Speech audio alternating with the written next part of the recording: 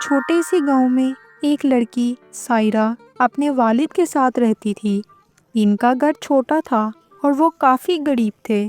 سائرہ کی ماں کا انتقال کئی سال پہلے ہو چکا تھا اور اس کی یاد میں گھر میں ایک پرانا تندور تھا جو کبھی استعمال نہیں ہوتا تھا۔ سائرہ کے والد کھیتوں میں کام کرتے تھے اور مشکل سے 2 وقت کی روٹی کماتے تھے۔ ایک دن سائرہ نے فیصلہ کیا کہ وہ اپنی زندگی بدلنے کے لیے کچھ کرے گی۔ گاؤں کی ایک بزرگ عورت جو جادوئی کہانیوں کے لیے مشہور تھی نے سائرہ کو بتایا کہ اگر وہ پرانے تندور کو صحیح طریقے سے استعمال کرے تو اسے اپنی قسمت بدلنے کا موقع مل سکتا ہے۔ سائرہ نے تندور کو صاف کیا اور اسے جلانے کی کوشش کی۔ جیسے ہی اس نے لکڑیاں جلائیں، تندور کی دیواروں پر روشنی کی ایک چمک نمودار ہوئی۔ اچانک ایک پر اسرار آواز گونجی، جو دل کی نیت سے کچھ پکائے گا اسے تندور کے بدلے کچھ جادوئی انعام ملے گا، لیکن خبردار لالچ کے قریب نہ جانا۔ پہلے تو سائرہ ڈر گئی، لیکن پھر اس نے اپنی ہمت جمع کی۔ اس نے تندور میں سادہ آٹا رکھا اور انتظار کرنے لگی۔ جب روٹی پک گئی تو وہ حیرت زدہ رہ گئی۔ روٹی کے ساتھ سونے کا ایک سکہ نکلا۔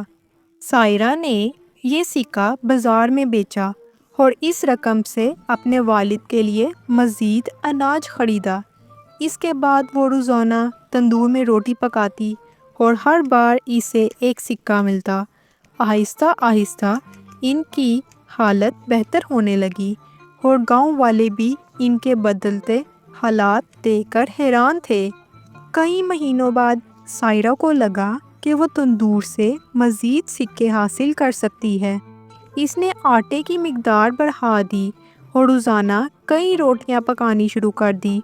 جادوئی سکے آنا بند نہیں ہوئے، لیکن تندور سے عجیب سی آواز آنے لگی، جیسے کوئی وارننگ دے رہا ہو۔ ایک دن سائرہ نے سوچا کہ وہ تندور سے براہ راست خزانہ مانگ سکتی ہے۔ اس نے تندور میں ایک قیمتی زیور ڈال دیا اور کہا، مجھے مزید سونا چاہیے۔ تندور میں دھواں اٹھا اور روشنی غائب ہو گئی۔ تندور سے ایک گہری گرجدار آواز آئی، لالچ نے تمہاری نیت کو دھندلا دیا ہے۔ جو چاہا وہ مل گیا، لیکن اب اس کی قیمت چکانی ہوگی۔ اچانک تندور سے ایک پر اسرار سایہ نمودار ہوا اور سائرہ کے ارد گرد گردش کرنے لگا۔ سائرہ کے والد بھاگتے ہوئے آئے، لیکن سایہ اتنا طاقتور تھا کہ انہوں نے سائرہ کو بچانے کی کوئی راہ نہ دیکھی۔ پوری رات گاؤں کے لوگ خوف میں مبتلا رہے۔ صبح کے وقت جب سائرہ کے والد تندور کے قریب پہنچے تو وہاں نہ سائرہ تھی اور نہ ہی کوئی سایہ، لیکن تندور کی جگہ ایک چھوٹا سا پتھر کا مجسمہ رکھا تھا جو سائرہ کی ہی شکل کا تھا۔ گاؤں کی بزرگ عورت نے کہا، یہ مجسمہ ایک سبق ہے۔ جادو ان کے لیے ہے جو لالچ سے آزاد ہوں۔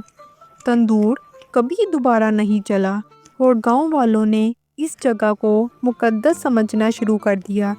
لیکن سائرہ کے والد ہر روز مجسمے کے پاس آ کر اپنی بیٹی کے لیے دعا کرتے تھے، اس امید پر کہ شاید ایک دن وہ واپس آ جائے۔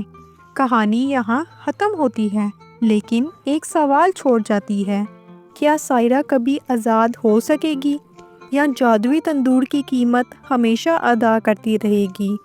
آپ کو کہانی کیسی لگی مجھے کمنٹس میں ضرور بتائیں، اور میری ویڈیو کو لائک کر دیں اور چینل کو سبسکرائب کر دیں تاکہ نیکسٹ ویڈیو آپ تک پہنچ سکے۔ شکریہ۔